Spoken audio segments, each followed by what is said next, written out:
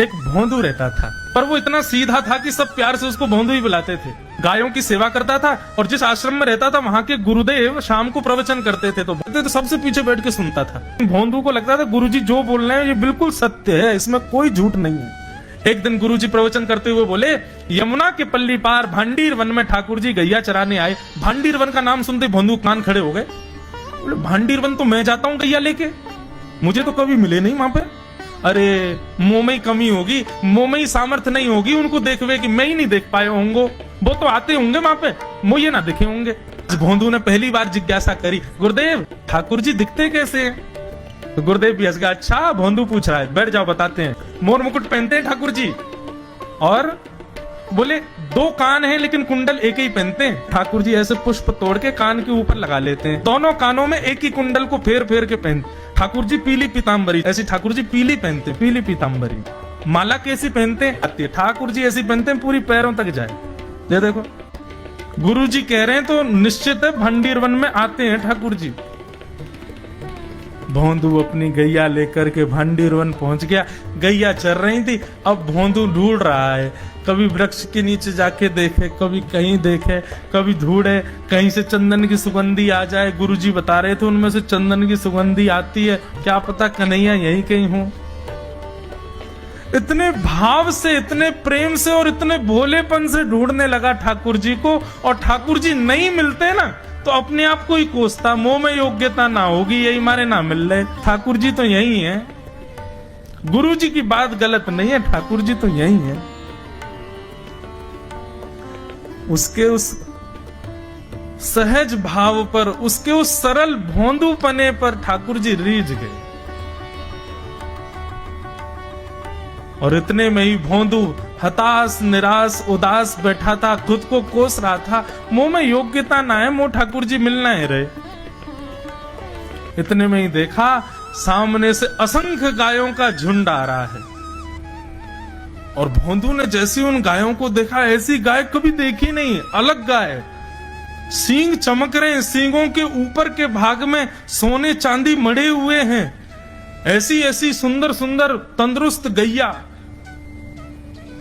तभी देख रहा है भोंदू, पीताम्बरी पहनी है, गले में वैजंती माला धारण की है, सिर पर पाग पहनी है, एक कान में कुंडल है, मंद मंद मुस्कुरा करके दतुइयां दिखा रहे हैं, कटाक्ष नेत्रों से कभी इधर देख रहे हैं कभी उधर देख रहे हैं, अपनी वेणु को कमर में कस करके गैयाओं के गले में गलवैया डाल करके श्याम सुंदर भोंदू की तरफ चलते भय आ रहे हैं। ये दृश्य देख करके हाथ पांव कांपने लगे भोंदू के। उसको लगा मेरे पास तो आएंगे नहीं, है वहीं से मुड़ जाएंगे, अब मैं उनके पास जाके उनको असहज नहीं करूंगा, यहीं से देख लूं, यहीं से प्रणाम कर लूं। लेकिन जैसे जैसे प्रणाम करके ऊपर देखता, ठाकुर जी और पास आ रहे हैं, और पास आ रहे हैं, और पास आ रहे हैं। जैसे ही ठाकुर जी आकर के बैठे, भोंदू के पास शब्द नहीं है, हाथ पैर कंपित हो रहे हैं, उसको सूझ ही नहीं रहा करूं क्या मैं, इनके लिए क्या बिछाऊं, कहां बैठाऊं। ठाकुर जी ने अपने आप ही भोंदू के गले में हाथ डाली, अरे तेरा नाम कहा है?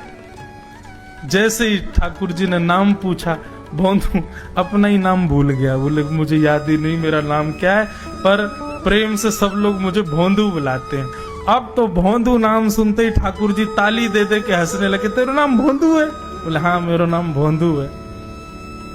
और ठाकुर जी आपको अच्छा लगा? बोले हाँ बहुत अच्छा लगा। आपको नाम कहा है? ठाकुर जी बोले तुम मुझे ना जाने? बोले जानू तो ना हूं, लेकिन गुरु जी ने जैसा रूप बताया वैसे ये आपको, तो आप कहीं नंद नंदन तो नहीं हो? ठाकुर जी बोले हाँ मैं नंद नंदन नहीं हूं, यशोदा जी को लाला, नंद जी को लाला। भोंदू बोलो जय हो भगवान, आज आपके दर्शन है गए। गुरु जी और सब बालकन को तो आप शायद रोज ही मिलते होंगे, लेकिन मैं ही अभागो, मोको आप आज ही मिले हो। ठाकुर जी बोले अब चल बात मत बनावे, जल्दी कछु खवा, मुंह को भूख लग रही है। भोंदू एक कपड़े में रोटी बांध के उसमें मिर्च और गुड़ रख करके लेके गया। 2 रोटी थी। भोंदू ने जैसे खोली, एक रोटी ठाकुर जी के सामने धर दी, एक अपने पास रख ली। बोले मैं भी तो खाऊंगा। ठाकुर जी ने बढ़िया रोटी ऐसे घुमाई और प्रेम से गुड़ खामे और रोटी पान लगे प्रेम थे, और ठाकुर जी तो चप चप करके नेक देर में पा गए। भोंदू तो भूल ही गयो, मुख खानो भी वो ठाकुर जी को ही देख रहा है। ठाकुर जी बोले और जोर की भूख लगी, ला अपनी रोटी दे दे।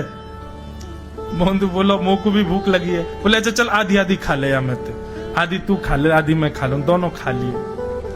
कल तो नेक्स्ट से ज्यादा सी रोटी ले आइयो, भूख ज्यादा लगे, और सुन यही समय आइयो, मिलूंगा कल भी तोते।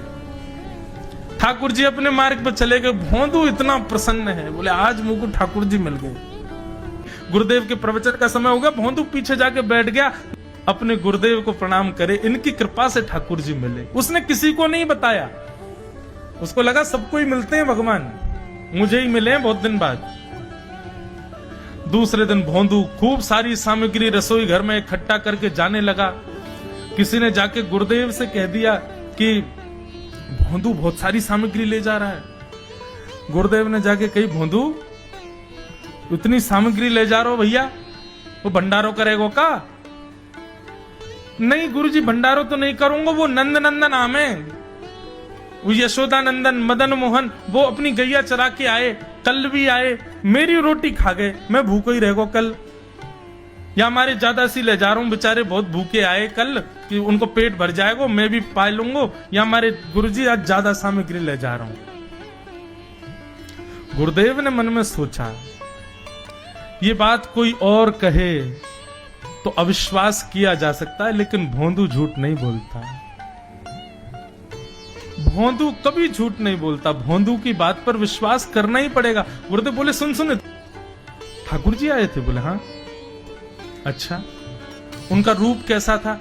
जैसा रूप आपने बताया था ना गुरुजी बिल्कुल वैसा, ऐसे कटाक्ष नेत्र, मोती जैसे दांत, ठाकुर जी की मुस्कान ऐसी, पाग ऐसी, कान ऐसे। गुरुदेव के तो नेत्र बंद हो गए, वे सब अनुभव करने लगे। लेकिन गुरुदेव बोले रूप कैसा भी बता दे, चरण यदि इसने बता दिए तो मैं मान जाऊंगा कि ठाकुर जी थे। अच्छा तूने चरण देखे? बोले हाँ गुरुजी मैंने चरण देखे। चरण कैसे थे? ठाकुर जी के चरण जब वो चल करके आगे बढ़ते हैं ना तो चिन्ह बन जाते हैं। कहीं ध्वजा बनी थी, कहीं शंख बना था, कहीं कुछ बना था, और उनके जो नखून है ना उनमें से ऐसा लगता है मानो जैसे कोमल का पराग हो, कमल का पराग हो। और चरणों का रंग कैसा, जैसे मानो जैसे गुरुदेव कमल होता है ना, कमल की आकृति, ऐसे ठाकुर जी के चरण। जब चरण का यथावत वर्णन भोंदू ने कर दिया, गुरुदेव समझ गए, बोले निश्चित ठाकुर जी आते। नहीं तो भोंदू कहां जाने, इतनी बुद्धि नहीं है उस पे कि वो इतना सब कुछ ढूंढ धाड़ के मुझे बताए। भोंदू एक काम करेगा? बोले हाँ। ठाकुर जी आएंगे तो तेरे सखा बन गए? बोले हाँ। तो उनको लेकर के आश्रम आ जा, यहां पे आ जा। भोंदू बोला कि इतने योग्य बालक हैं, लेकिन ठाकुर जी ने किसी से नहीं कही, मुझसे कही है। अगर मैंने ये काम नहीं किया तो मेरा जीवन व्यर्थ है। भोंदू को लगा ठाकुर जी सबसे ही मिलते हैं, गुरुजी किसी से भी कह के बुलवा लेते, मुझको काम दिया। भोंदू ने तो उसको अपने हृदय में ले लिया, अब ये काम मुझे करना है। बोले गुरुजी मैं वचन दे के जा रहा हूं, ठाकुर जी को मैं लेके आऊंगा। जा बेटा। भोंदू वन में चला गया। अब तो उसको मिलने की भी एक्साइटमेंट नहीं है और कोई उसके मन में भाव ही नहीं है, उसको ये है बस ठाकुर जी को मैं ले जाऊं। जाकर के बैठा, ठाकुर जी अपनी गैया चराते भये, ठाकुर जी आए, रूप देख करके फिर से भावुक हो गया भोंदू। ठाकुर जी आकर के बैठ गए, बोले चल जल्दी निकाल रोटी, भूख लगी है मुंह को। भोंदू सजाता जा रहा है थाली, ठाकुर जी को देता जा रहा है। बोले जय जय एक प्रार्थना करूं? बोले करो। आप मेरे संग मेरे सखाओ ना आप? बोले हाँ तेरो सखाऊं तो मेरी बात मानोगे? बोले कहा आप मेरे संग आश्रम चलो गुरु जी के पास। ठाकुर जी रोटी पाते जा रहे, ठाकुर जी ने अनसुनी कर दी बात। बोले जय जय कछु कहो ना, आप चलोगे ना? ठाकुर जी बोले हम तेरे सखा हैं, तेरे गुरु जी के सखा नहीं है। तू मोते मिल, तू मेरे संग खा, तू मेरे संग रहे, तू कछु कर, तो कुछ सब अधिकार है, लेकिन ये हम गुरु जी ते मिल बातें मिल ये सब हम नहीं करेंगे। हम बस तेरे सखाएं तो ही जाने और कोई ना जाने। ए जय जय ऐसा मत कहो ना, वे नहीं बताते तो मैं तो आपको देख ही नहीं पाता, मैं तो आपको जानता ही ना हूं। उनने ही तो मुझको बताई कि आप भांडीर बनाते हो, आपका रूप ऐसा है। उनने कृपा करके मुंह को आपसे मिलवाए हो, वही हमारी मित्रता के मूल आधार है, उनसे तो मिलवे चलो ना। ठाकुर जी बोले देख ज्यादा जिद मत करे, हमने तो उसे एक बार कह दी हम नहीं जाएंगे नहीं जाएंगे नहीं जाएंगे। ठाकुर जी रोटी पा रहे थे तो भोंदू ने हाथ से रोटी और छनाई बोली ये भी दो, ये भी गुरु जी की है, लाओ ये मिर्च गुड़ सब दो, ये सब गुरु जी को, ये भी मत खाओ। और सुनो, यदि हमारे गुरु जी से आपको प्रेम नहीं है तो हमको आपसे प्रेम नहीं है। कल ते अपनी गैयान को लेकर कहीं और चरावे जाओ, होंगे तुम नंदन नंदन अपने गांव के, मेरे गुरु जी के पास नहीं जाओगे। और सुनो, ये मुंह में जो रोटी रखी जाओ को उगल आओ, ये भी गुरु जी की रसोई में बनी है, हमारे गुरु जी से नहीं मिलेंगे। ठाकुर जी बोले अरे भोंदू ने रुक तो, नहीं नहीं नहीं अब तो मैं सुनूंगा ही नहीं, आपने ऐसे कैसे कह दी नहीं जाएंगे, 3 बार नहीं जाएंगे नहीं जाएंगे। और ये भांडीरवन मेरो है, मैं यहाँ गैया चरावे आऊं, कल से अगर तुम और तुम्हारी गैया दिख गई मुंह को तो तुम्हारी गैयान को लेके मैं चलो जाऊंगा आश्रम, फिर तुम्हारी मैया बाबा तुमको मारेंगे। ठाकुर जी बोले अरे भोंदू इतना नाराज? बोले यदि मुंह से मित्रता रखनी है तो मुंह को वचन देना पड़ेगा कि आप आश्रम चलोगे, और अगर आपने फिर से नहीं कही तो मैं जा रहा हूं वापस, और कभी आपको मुख नहीं देखूंगा, अपना मुख नहीं दिखाऊंगा। ठाकुर जी बोले इस मुख को देखने के लिए या संग के लिए लोग पता हो तो कितनी तपस्या करें। बोले जो तपस्या करें उनको मुबारक, तुम मुंह को ना चाहिए, मुंह ना मिलनो तुमते, मुंह कोई गरज ना पड़ रही तुमते, आज तक नहीं मिले कल ही तो मिले हो मोते, वो भी गुरुदेव की कृपा से मिले हो, जाओ मत मिलियो, मुझे ना चाहिए तुम। ठाकुर जी बोले मैं तो ना जाऊंगा, मैं तो तेरे पास ही रहूंगा। बोले तुम मत जाओ मैं जा रहा हूं। कि जाने लगा वापस। भोंदू, ठाकुर जी पुकार रहे हैं भोंदू को, मानो जैसे त्रिलोकी लेके जा रहा है वो ठाकुर जी की, जैसे मानो पूरा ऐश्वर्य ठाकुर जी का ले जा रहा हो। अरे भोंदू ने रुक तो जा। भोंदू बोला अपना मुख भी नहीं दिखाऊंगा यदि आप नहीं चलोगे तो। भोंदू थोड़ी दूर गया, ठाकुर जी को लगी वापस आ जाएगा, थोड़ी और दूर गया, लगा अब आ जाएगा, लेकिन जब भोंदू दिखना बंद हो गया हमारे ठाकुर जी विचलित हो गए, दौड़े भोंदू की तरफ।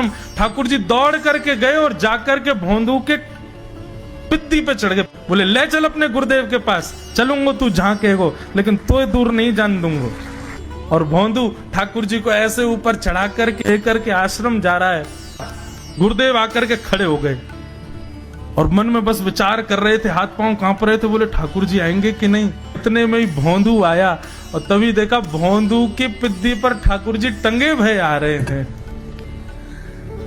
आज गुरुदेव ने जाकर के पहले भोंदू को प्रणाम किया, बोले जय हो, धन्य है। इतनी तपस्या की, इतना भजन किया, घर परिवार त्याग दिया, वैराग्य त्याग सब हमारे जीवन में, तब भी ठाकुर जी नहीं मिले। लेकिन वारे भोंदू, तेरी सरलता, तेरी सहजता, तेरा ये निर्मल भाव कि ठाकुर जी तेरे अधीन होके यहाँ आश्रम तक चले आए।